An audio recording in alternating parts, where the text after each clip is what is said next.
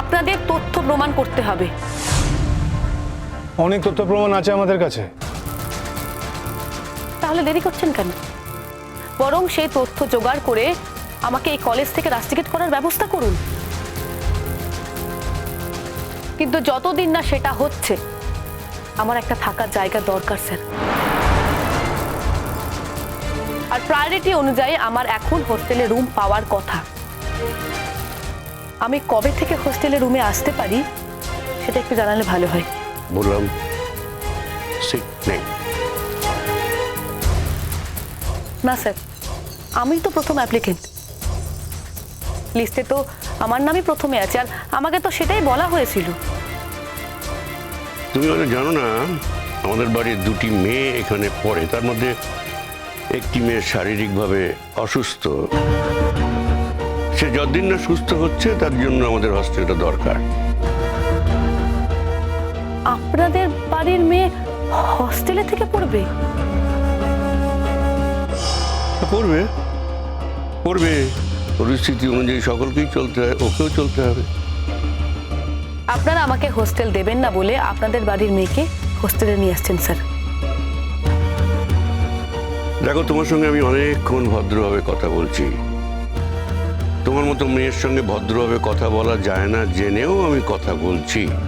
একটা কথা জানবে, আমাদের প্রত্যেকের কিন্তু একটা ধৈর্যের সীমা আছে। ধৈর্যচ্যুতি ঘটানোর কারণ হলে কিন্তু ধৈর্যচ্যুতি ঘটবে, আর ধৈর্যচ্যুতি যদি ঘটে তাহলে পরিস্থিতি যে কোনো দিকেই যেতে পারে। ধৈর্যের সীমা আমারও আছে স্যার। ধৈর্যচ্যুতি আমারও ঘটতে পারে। উল্টো দিকে থাকা মানুষটাকেও তার জায়গা থেকে বিচার করতে হবে স্যার। আপনি যে বলছেন আপনাদের বাড়ির মেয়ে হস্টেলে এসে থাকবেন, তিনি তো অ্যাপ্লিকেশনে করেননি। তুমি কি করে জানলে যে সে অ্যাপ্লিকেশন করেনি? অন্তত আমার আগে করেনি। যদি করে থাকে তাহলে আপনাকে প্রমাণ দিতে হবে। This is too much. বাড়াবাড়ির একটা সীমা আছে। কি ভাবো তুমি নিজেকে? হ্যাঁ, কেন কই নিয়ে যাবে? আমি আমার অ্যাপ্লিকেশন অনুযায়ী হোস্টেলে রুম চেয়েছি।